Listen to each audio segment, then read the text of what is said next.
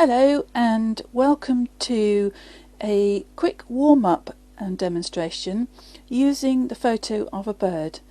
This exercise is all about getting the colours right and getting your hand-eye coordination going with a warm-up before you start a piece of artwork. I use this exercise a lot. Here I've got the front cover of a magazine from 2011 of a great tit on the front here, and I've also got here a viewfinder. This is actually an old mount from a painting, but it's really good to use as a viewfinder, and it's just the right size to pick out just little bits of the picture. I'm going to select this area here where his wings are and a little bit of the breast of the bird, and I can tell by looking at this that I need very few colours, and what I have here is Windsor blue and Galleria and cadmium yellow, medium hue, Mars black and titanium white. I've put them on a tiny little palette here, so white, blue, yellow and black, and we're going to do this without using any water. The principles of doing this exercise without water is that I have to be very careful about the way I use my brush, how much paint I put on my brush, and if I'm trying to make a green, for example, starting with the yellow rather than the blue, so that I use a little of the blue to make the yellow go green, and the same principle applies with the other lighter and darker colours. Okay, so without much ado, let's get on. So I've selected my area.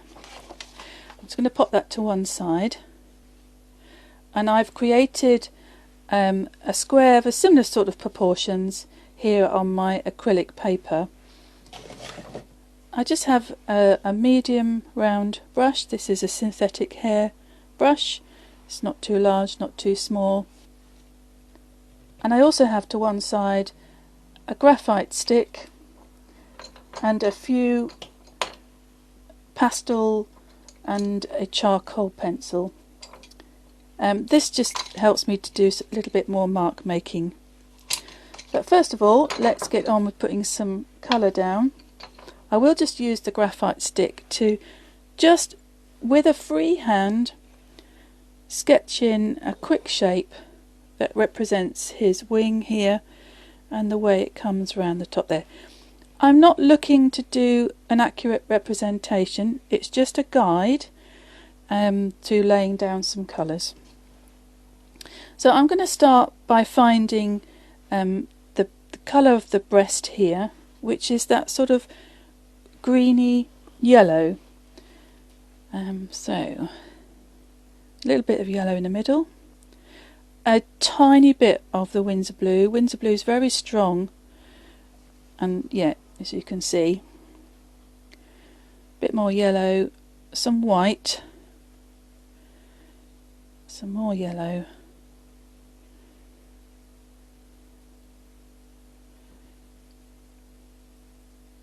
okay, so I can have a look, see what that looks like on my paper.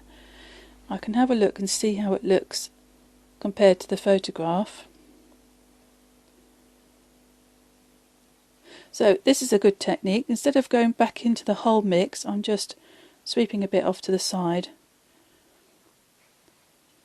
That's better. I think that's pretty much it. Yep, so I'm just going to, just some free strokes, lay in that colour there. So I'm just making marks. This is all about warming up, as you know. There's a little bit around about here, and just a touch there. And next I want to go back into the darker mix just here and grab some of that. I'm going to use a tiny bit of black because I want to knock off the brightness of it. So I want to bring that back. That's better. You can see what I mean there. It makes it look duller. and I'm going to just throw some of that on there, a little bit more.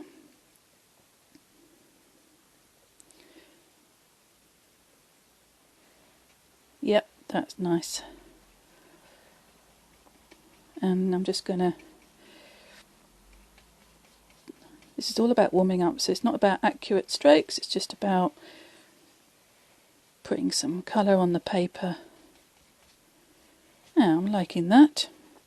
Okay, now I'm not going to wash my brush out. I'm going to take a little bit of this black, just pull it out there, so then you've got a little bit there to dip into. Take a bit of the Windsor blue, and just here I'm going to mix up a greeny grey, greeny bluey grey, which actually comes out more like a petrol blue, as you can see. Yep, that's nice. And I'm going to take some of that and add that where I can see it on the photograph. Just a general shape. And the same round here. And across here. Okay, I now want to make it darker. There's a bit more black in there. And I'm going to bring a stripe in there, a stripe in there, a stripe in there,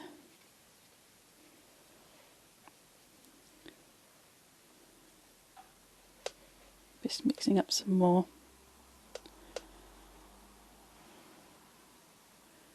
and some thinner stripes all along here. Get really dark now, and lay that in there like that.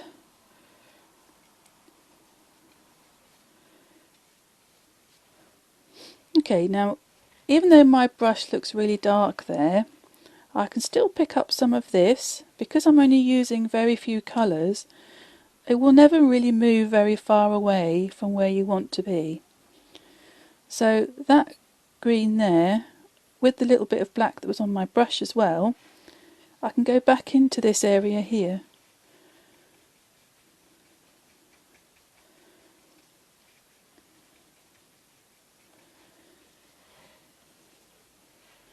And a little bit under there.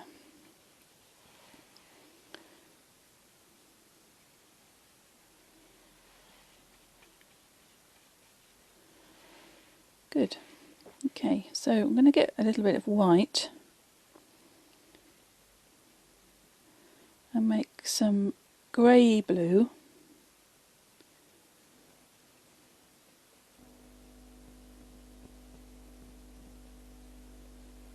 Nice, and I'm going to sweep those into there. So this is all about impressions.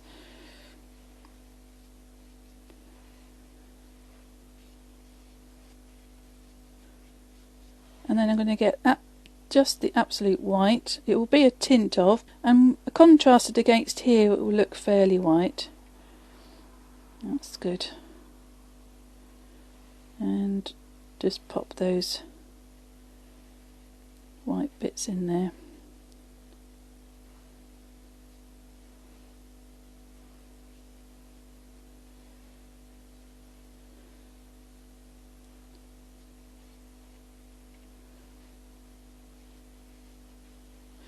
There we are.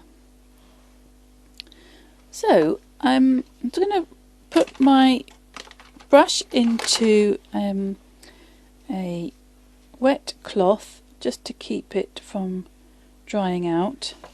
And what I'm going to do is I'm just going to dry this very quickly with a hairdryer. Okay, so I've dried it with a hairdryer, and now I'm going to bring my pencils back in, and I've got a selection here. So with my, this is a charcoal pencil, a medium, and I'm just going to draw little marks in there.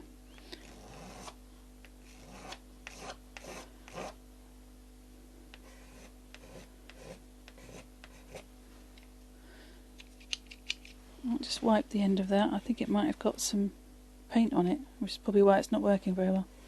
Ah, that's better. Like that. And then the colour behind the bird on this picture, this here, is this sort of rusty colours and a dull ochre colour. And I'm just going to pick some of that out with some random marks, because we're mark making, on here, because I think it will actually go quite well. So this one here is a Conti pencil pastel. I'm just trying to see what colour it says. It doesn't say. It has a number. And I'm just going to, with my shoulder all nice and loose, it's going to make some marks. There we go. Well, that feels good. And then with a sort of a similar colour, this is a sanguine oil pencil.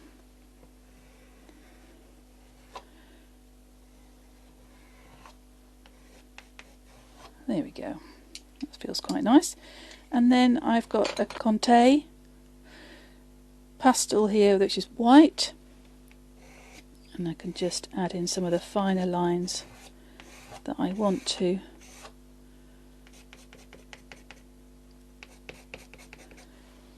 Right, and now I'm going to go back with my brush and I'll get a paler yellowy green. I'm going to go on top of this grey because that actually makes quite a nice colour there. I'll just show you what that looks like. That's quite nice. And I'm going to just fill in some of these gaps up the top here. Yeah, I like that, and some wisps.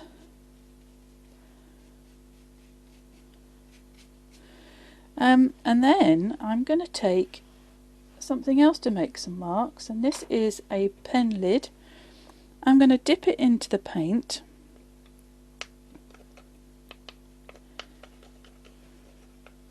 Like that, and it will make some little circles. This is just pure mark making.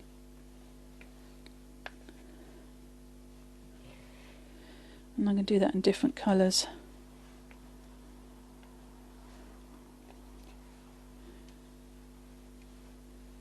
There we are.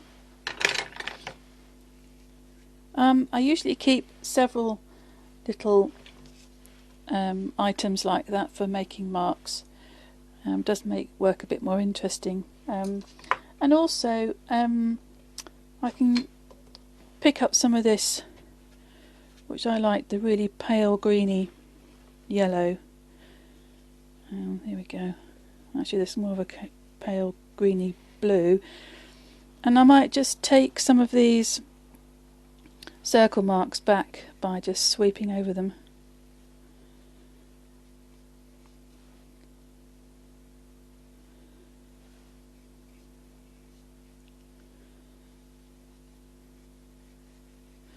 There. And I'm just carrying on until I feel like I've warmed up enough. So it doesn't matter whether you're doing figurative work, detailed work, abstract work, contemporary, landscapes or portraits, whatever. These kinds of exercises are just really good just to get everything moving and in the flow. And you know, you can do anything on them really. And then you can peel off the masking tape.